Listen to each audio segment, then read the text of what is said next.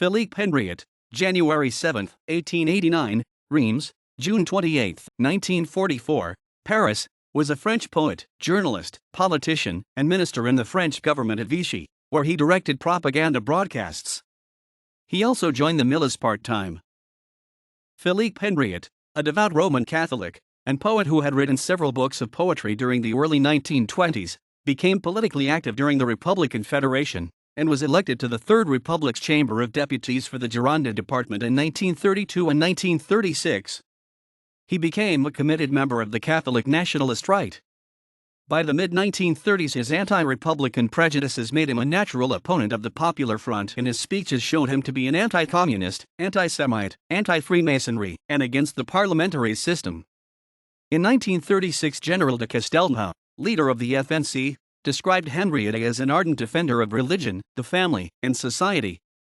At the beginning of World War II, he was strongly anti-German. However, in 1941, Henriot began to support Nazi Germany after it invaded the Soviet Union in Operation Barbarossa, as he hoped for the defeat of communism, believing that Bolshevism was the enemy of Christianity. In 1940, after the surrender of France to Germany, Henriot became active as a journalist working for the French government headed by Philippe Henriot, which had removed to Vichy. In December 1943, he was appointed Secretary of State for Information. During his career, he created programs and broadcast through Radio Paris, becoming the government's spokesman. He developed a war of propaganda against the Free French forces and the BBC, whose spokesmen were Pierre Dac and Maurice Schumann. Seeking to shape the perceptions of the French government and German occupation, and to destroy popular support for the resistance, Henriot was given the nickname of the French Goebbels. He broadcast twice daily on Radio Vichy, repeatedly and eloquently attacking all those he considered lukewarm in their attitude to collaboration and calling on all good Catholics to support the German cause in the fight against communism. He continued the propaganda programs after the Germans were forced, due to the new Allied presence in North Africa, to extend their military occupation in 1942 over southern France, formerly the Free Zone controlled by the French government at Vichy.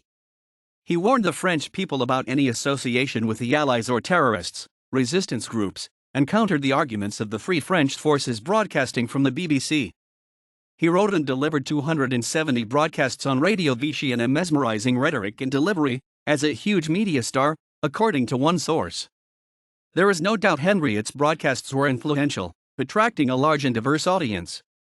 It was said that Henriot is listened to by everyone, enemies or supporters. Families shift their meal times so as not to miss him. There is no one left in the street at the time he speaks. On January 6, 1944, Henriot was appointed as the French Minister of Information and Propaganda. In 1943, Henriot joined the paramilitary Milice with a deep-seated conviction that Christian civilization was engaged in a life-and-death struggle against Bolshevism. Henriot was a natural target for the resistance, and on June 28, 1944, in the ministry building where he lived, he was assassinated by a group of Comac members of the Maquis, an organization designated by the French government at Vichy as terrorists. Disguised as members of the Milice, they had persuaded him to open his door. In retaliation, the Milice assassinated Georges Mandel, a strong opponent of collaboration. Henriot was afforded a state funeral in Paris, presided over by Cardinal Suhard in Notre Dame Cathedral.